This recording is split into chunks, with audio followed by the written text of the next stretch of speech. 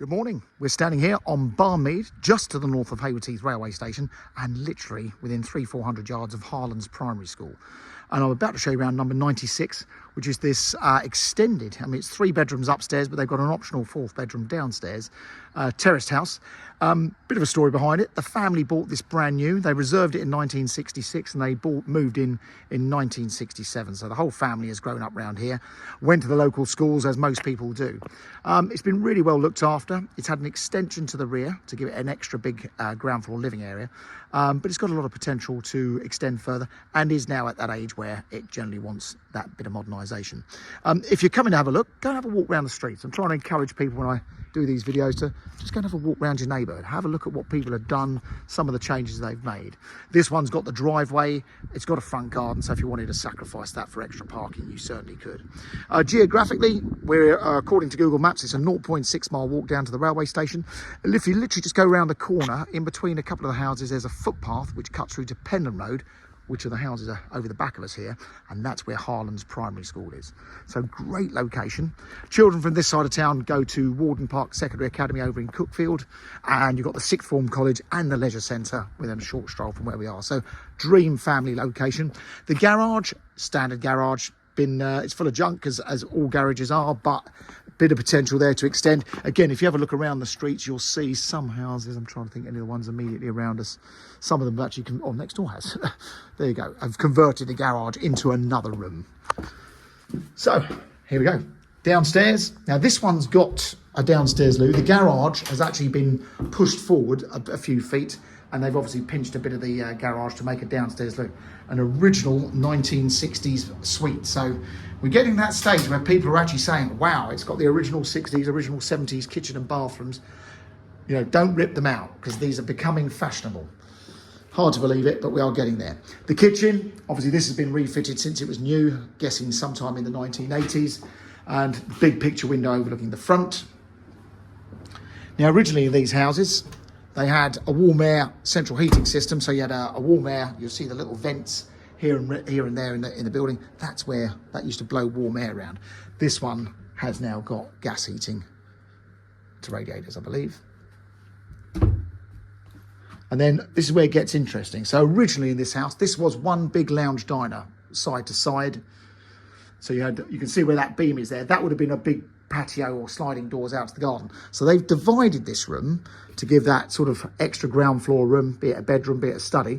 You've got the original parquet floors through here. They're probably in the entrance hall as well.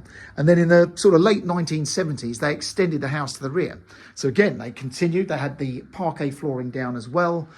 And that gave them this extra big living room. Now this one has got one of the biggest gardens in the road as well. I'll take you down there in a minute, but it's 90 feet and we're west facing. It's a shame the sun's not out at the moment. But what a great big room.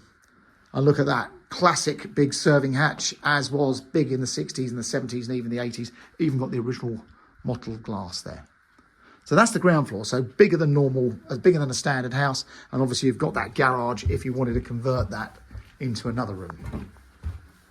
Now these houses, there's 3 designs of 3-bedroom house in Barnmead. This one always had the best upstairs. So the smallest bedroom, would you believe, is this one.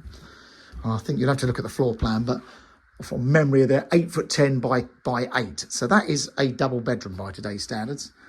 Nice view over the rear. You can see next door's done a fantastic orangey type extension on the back. And then you've got 2 other very good bedrooms. The back room, with wardrobes in this one as well. The front bedroom, another nice double with a wardrobe, and that's looking back over the front. Very popular neighbourhood. And then this one has still got the loo and the separate bathroom. So you've got the original pink suite in here. So again, original stuff.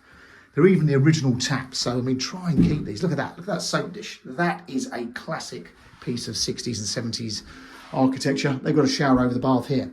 Now, if you are going to start playing around with this bathroom, I can show you lots of options what people have done. Now, some people have knocked the bathroom into one and into the loo.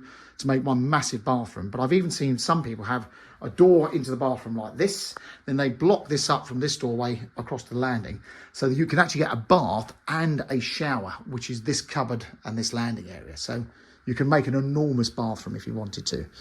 I'm really tempted to say, please don't touch it.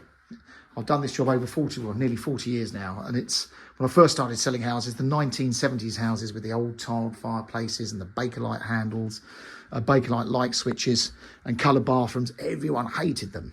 Now you find an original 1930s house, everyone is going mad for the character.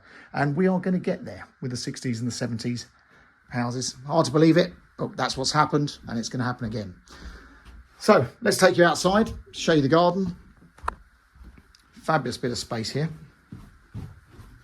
The lofts in these houses are not tall enough to do a loft conversion. So if you're going to extend, the options are over the garage or come out the back. This extension was done in the 70s, so you can always extend over that. And then look, it's a great big garden. So huge plot. Got a greenhouse down here, loads of shrubs, nice and private from the neighbours.